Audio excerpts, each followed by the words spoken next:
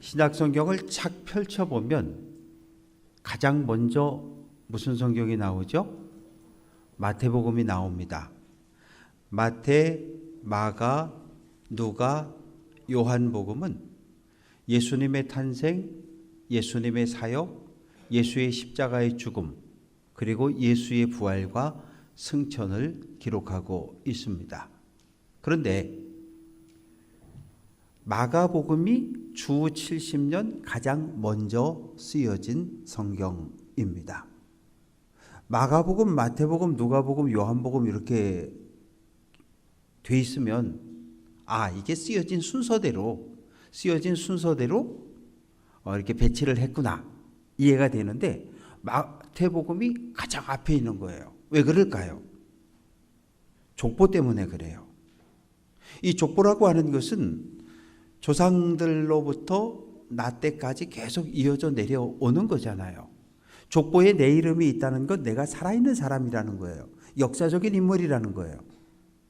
마태복음의 시작에 예수의 족보가 기록되어져 있는 이유는 예수의 탄생이 몇몇 사람들이 꾸며낸 이야기가 아니고 역사적인 사실, 정말 예수님이 사람의 몸을 입고 이 땅에 다윗의 가문으로 왔다는 것을 증명해 주고 있습니다.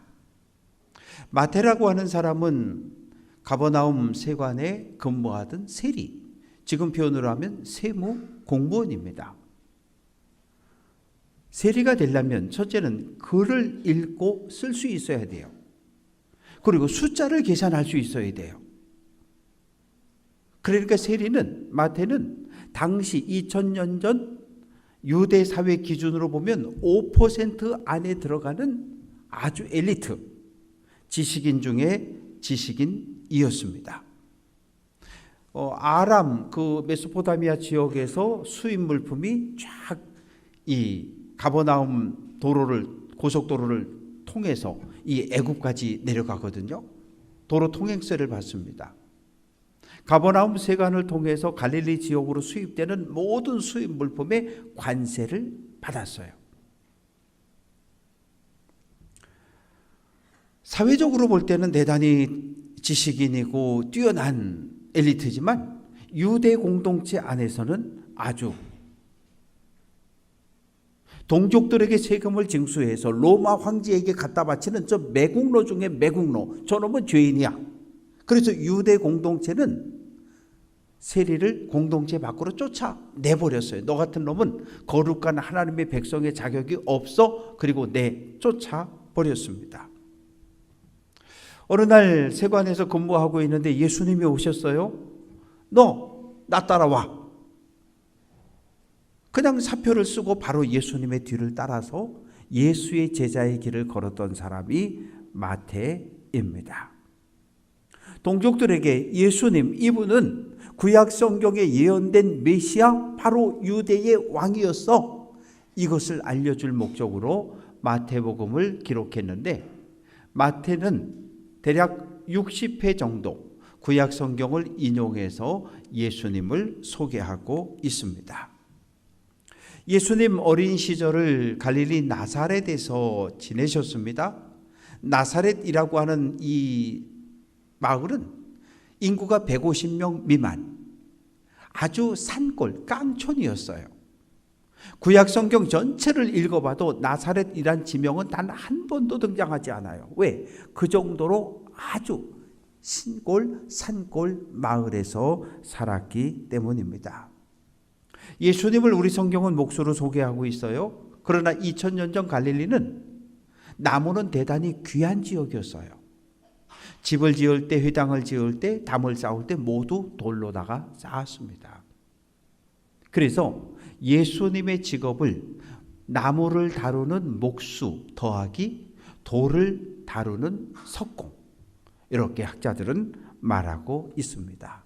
예수님은 일찍부터 목수로서 일을 하며 땀을 흘려서 어머니를 봉양하고 그리고 동생들을 보호했던 가장이었어요.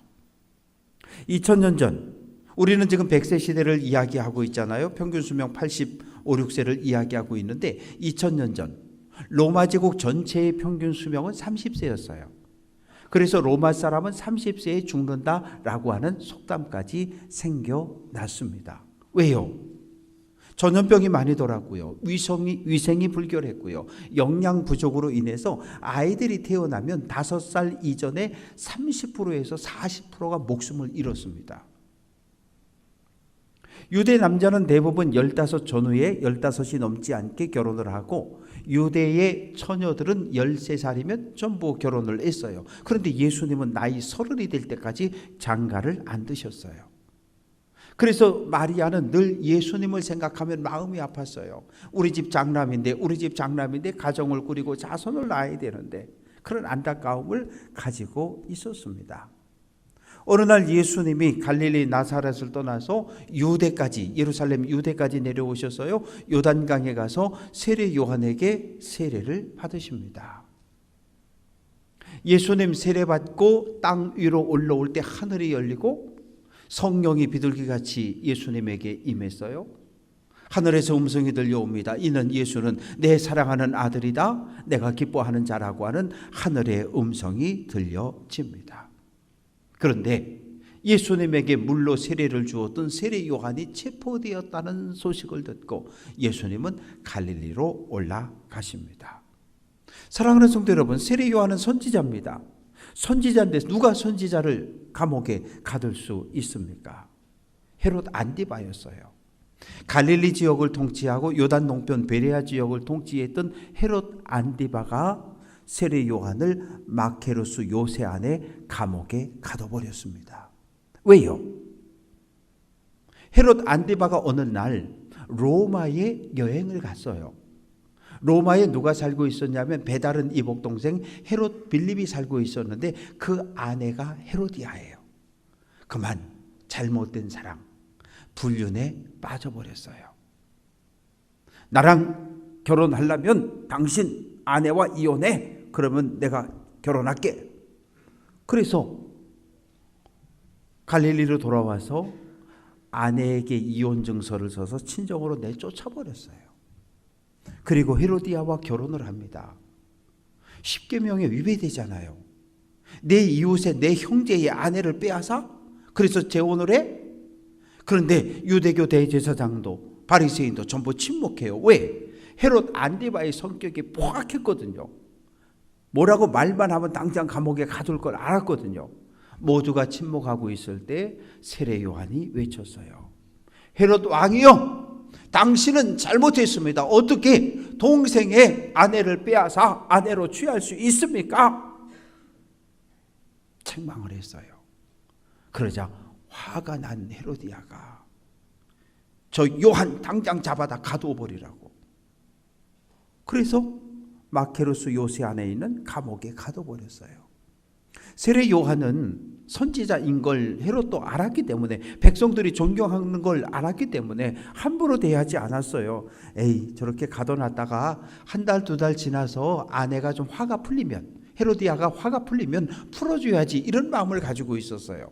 그런데 어느 날 헤롯 왕의 생일 잔치가 벌어졌습니다. 갈릴리와 베레아 지역에 온갖 유지들을 다 데려다가 큰 잔치를 벌였어요. 포도주가 돌아가고 위스키가 돌아가고 한 잔, 2잔 마시다가 그만 헤롯 왕에 취했어요. 그런데 헤로디아의 딸 살로메가 나와 춤을 춥니다.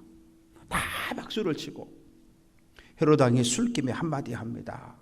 살로메, 원하는 게 있니? 나라의 절반이라도 내가 원하면 주겠다. 아버지, 세례 요한의 목을 잘라 지금 이 자리에서 이 쟁반에 담아서 나에게 주세요. 그래서 세례 요한이 목베임을 당해서 순교를 당하게 됩니다. 오늘 마태복음 11장의 배경은 세례 요한이 지금 마케루스 감옥에 갇혀 있어요. 갇혀 있으면서 제자들이 와서 예수에 대한 이야기를 하는 거예요. 선생님, 갈릴리에서 예수라는 사람이 나타났는데 예전에 선생님에게 세례받은 바로 그 예수예요. 복음을 전하고 귀신을 내쫓고 병을 고치고 놀라운 표적들을 행하고 있습니다. 그 소식을 듣고 세례 요한이 제자들을 예수님께 보내서 2가지 질문을 하는 거예요. 선생님, 우리는 여호와의 이름으로 오시는 분 메시아를 기다리고 있는데 우리가 기다리는 메시아가 예수님 당신이 맞습니까? 이렇게 질문을 던지는 거예요. 그러면 예수님께서 그래 내가 메시아야 이렇게 대답하면 간단한 일인데 예수님은 그렇게 말씀하지 않으셨어요. 예수님 당신이 행하는 모든 표적들, 귀신 내쫓고 병 고치고 죽은 사람 살리는 이 표적은 메시아만이 행할 수 있는 표적들인데 당신이 메시아 맞느냐? 유대인들은 세례 요한도 처음에는 이 예수님이 메시아인 줄 알았어요. 세례 요한은 어떤 메시아를 기다렸을까요? 강한 힘을 가진 메시아를 기다렸어요. 왜요? 아수르 제국의, 바벨론 제국의, 바사 제국의, 헬라 제국의, 이제는 로마 제국의 식민 통치를 받고 있는 이 땅을 해방시켜 줄 수 있는, 골리앗과 싸워 승리한 다윗 왕처럼 강한 군대를 조직해서 훈련해서 로마 제국 군대와 싸워서 그들을 내쫓고 유대를 해방시킬 메시아, 헤롯 안디바의 헤롯 가문의 통치에서 유대 전체를 해방시킬 유대의 왕을 기다렸던 거예요. 그런데 제자들이 계속 와서 면회를 오잖아요. 일주일에 한 번씩 면회를 와서 전해주는데 조금 좀 이상한 이야기를 자꾸 하는 거예요. 제가 예수님의 설교를 들었는데요, 원수를 사랑하라고 설교하십니다. 예수님이 이방인 로마 백부장을 만났고 그 하인의 병을 고쳐줬어요. 예수님이 배 타고 갈릴리 바다 건너가서 데가볼리 가다라 지방에 가서 귀신 들린 사람이 있었는데 귀신을 내쫓아줬어요. 선생님, 예수님이 유대 사회가 죄인으로 정지한 세리 마태를 만나고 제자로 삼았대요. 이런 이야기를 자꾸 들으니까 예수님이 우리가 기다렸던 메시아가 아닌가 봐 의심이 들어옵니다. 그래서 예수님께 두 번째 질문을 던지는 거예요. 선생님, 만약에 당신이 메시아가 아니라면 우리는 또 다른 메시아를 기다려야 합니까? 세례 요한이 설교했어요. 여러분, 하나님의 심판의 도끼가 나무 뿌리에 놓였습니다. 회개하지 않으면 곧 하나님의 심판을 받고 멸망당합니다. 라고 설교했단 말이에요. 정말 간절했어요. 어서 속히 메시아가 이 땅에 오셔서 우리를 구원해 주시고 해방시켜 줄 것을 간절히 기다렸어요. 예수님 요한의 제자들에게 이야기합니다. 너희가 눈으로 보고 귀로 들은 것, 그것을 그대로 가서 세례 요한에게 전해라. 세례 요한아, 내가 메시아야, 날 믿어. 그렇게 전해주면 좋을 텐데 예수님은 그렇게 말씀 안 하시는 거예요.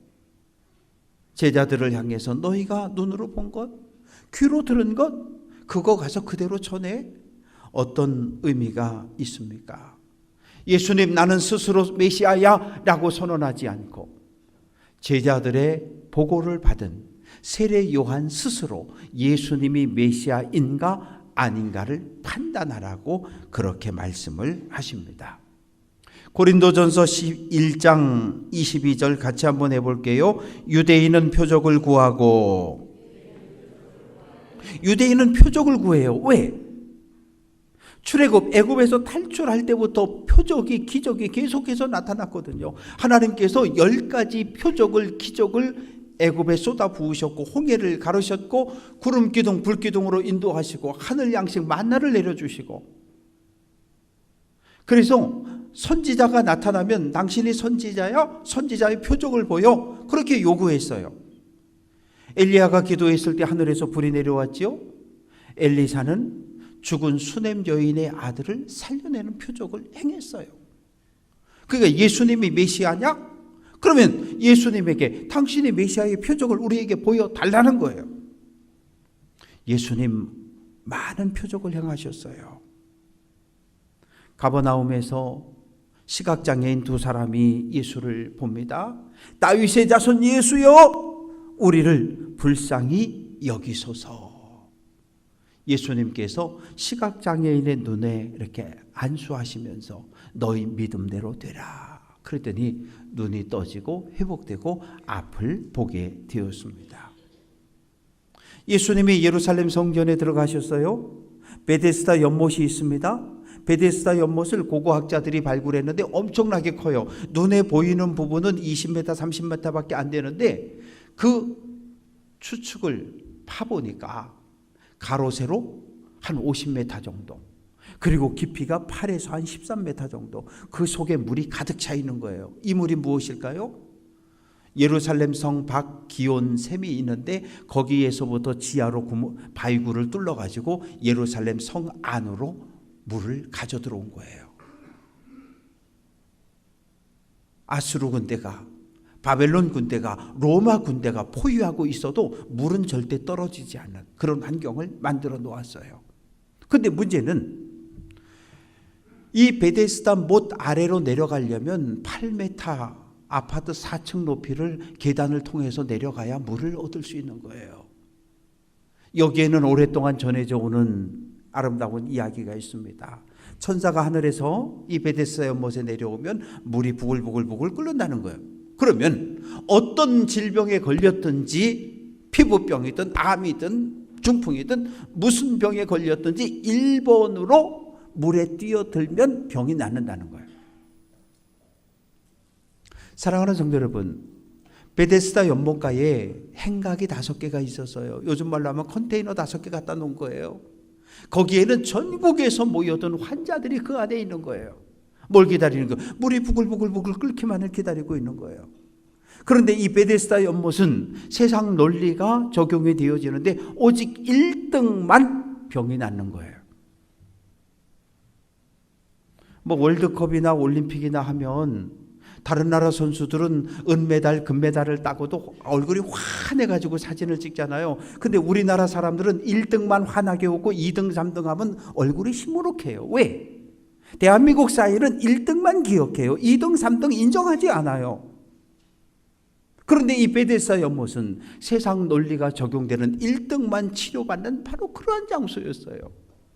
그런데 예수님께서 38년 된 병자를 만나셨어요. 내가 낫고자 하느냐?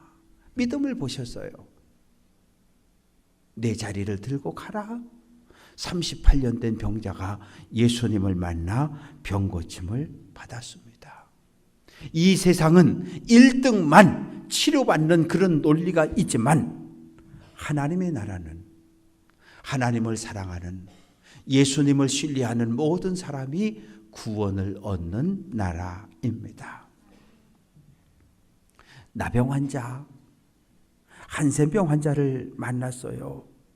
마태복음 5장에서 7장까지 산상수훈을 끝내고 내려왔을 때 한센병 환자 한 사람이 예수님께 나와요. 주님, 원하시면 저를 깨끗하게 하실 수 있습니다. 그때 예수님께서 손을 내밀어 안수하심으로 그 병을 고쳐 주셨어요. 청각 장애인이 예수님을 찾아왔어요.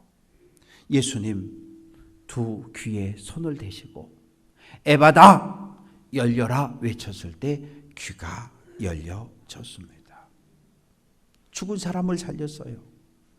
나사로를 살려냈고 나인성 홀로 된 과부의 아들이 죽어 공동묘지로 가고 있는데 관에 손을 대시고 청년아 일어나라 외쳤더니 일어났어요. 예수님 가난한 사람들에게 복음을 전하셨어요. 갈릴리 살아가는 사람들의 70에서 90%가 소작농들이었어요. 내 땅이 없어요. 땅 주인은 나 어디 있어요? 예루살렘에 살고 있어요. 갈릴리는 연중 우리나라 계절로 하면 가을과 같은 날씨예요. 늘 추수가, 열매가 풍성하게 수확되어지는 그런 장소예요. 그런데 땅 주인은 전부 예루살렘에 있는 왕족들, 귀족들, 제사장들, 친로마 성향의 사람들이 다 가지고 있는 거예요. 갈릴리 사람들이 열심히 소작으로 농사를 짓습니다. 절반은 주인에게 가져갑니다. 주인이 가져가면서 로마가 부과하는 토지세부터 시작해서 모든 세금을 다 소작인들에게 내도록 하는 거예요. 1년 동안 죽으라고 열심히 농사를 지어도 70% 80%를 빼앗기고 늘 경제적인 가난에 빠져 살아가는 사람들. 그래서 틈이 날 때마다 포도원에 가서 품을 팔며 하루하루를 살아가는 가난한 사람들. 그들에게 예수님께서 복음을 전하셨어요. 6절, 누구든지 나로 말미암아 실족하지 아니하는 자는 복이 있다. 실족한다. 헬라어로 스캔달리죠. 돌멩이에 걸려서 넘어졌다는 그런 의미입니다. 세례 요한에게 주시는 말씀이에요. 요한아, 내가 하나님의 아들 메시아라는 이 사실 때문에, 내가 지금까지 행한 모든 사역 때문에 넘어지지 않았으면 좋겠다. 의심하지 않았으면 좋겠다. 대제사장도 넘어졌어요. 제사장도 넘어졌어요. 사두개인도 바리새인도 다 넘어졌어요. 그런데 지금 광야에 외치는 자의 소리, 세례 요한도 흔들리고 있는 거예요. 그래서 예수님 요한을 향해서, 요한아, 구약의 예언자들이 예언한 메시아가 바로 나야. 의심하지 마. 나를 믿어. 그렇게 격려를 합니다. 오늘날 우리들도 마찬가지예요. 오시는 주님, 예수님에 대한 잘못된 정보를 가지고 있으면 우리도 넘어질 수밖에 없습니다.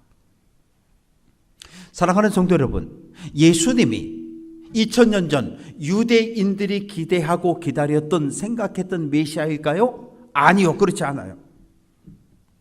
유대인들의 생각에 메시아는 승리하는 메시아, 성공하는 메시아만 기다렸어요.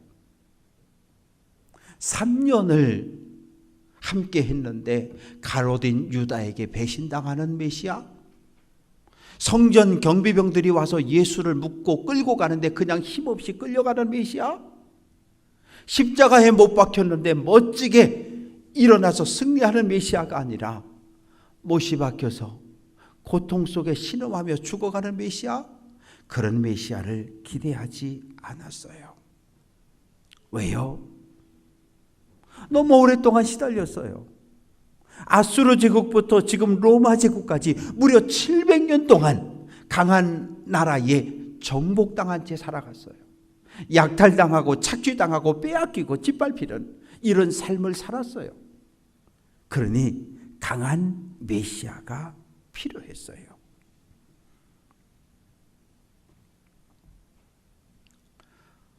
제자들은 마지막까지 끈을 붙잡고 있었어요. 예수님이 골고다 언덕에 올라가면 천군 천사를 불러서 로마 군병들을 죽이고 분명히 승리하시는 유대의 왕이 될 거야. 그런데 그만 예수님이 십자가에서 죽었어요. 그 모습을 본 제자들이 실망했어요. 지난 3년 동안 뭐 한 거야? 3년 동안 직장도 버리고 배도 버리고 가족 떠나서 예수님만 따라왔는데, 예수님 유대의 왕이 되면 장관도 하고 차관도 하고 도지사도 하고 시장도 하고 군수도 할 줄 알았는데 이게 뭐야? 희망이 절망으로 변했어요. 하루, 이틀, 사흘 지났을 때 놀라운 일이 벌어졌어요. 하나님께서 죽은 예수를 다시 살리셨다는 거예요. 하나님께서 십자가에 죽고 무덤에 장사된 예수를 다시 살려냈다는 거예요. 부활한 예수를 만난 예수의 제자들의 입을 통해서 예수 부활하셨다, 예수 부활하셨다, 예수 부활하셨습니다. 지난 2000년 동안 부활의 소식이 전해졌고 오늘 우리들에게까지도 부활의 신앙이 전해졌습니다. 오늘 우리는 십자가에 죽고 무덤에 장사되었지만 하나님의 능력으로 다시 살리시고 하늘로 올라간 그 예수를 그리스도, 우리의 구원자로 고백하는 사람들입니다. 사랑하는 성도 여러분, 우리는 다시 오시는 예수님을 기다리고 있어요. 그런데 다시 오시는 메시아, 어떤 메시아의 모습을 기대하고 있습니까? 어떤 분들은 그렇게 기도해요. 하나님, 우리 교회가 49년 됐고요. 내년이면 50년이 되는데 희년이 된다는데 내가 볼 땐 우리 교회가 아직도 갈라져 있어요. 하나 되지 못했어요. 하나님, 우리 교회가 하나님의 은혜로 능력으로 하나 되는 회복되고 성장하는 교회가 되게 해주세요. 그런 메시아를 기다리는 분들이 있어요. 어떤 분들은 하나님, 아내가, 남편이, 자녀들이, 가족이, 형제가 암으로 고통당하고 있는데 얼른 오셔서 고쳐주세요.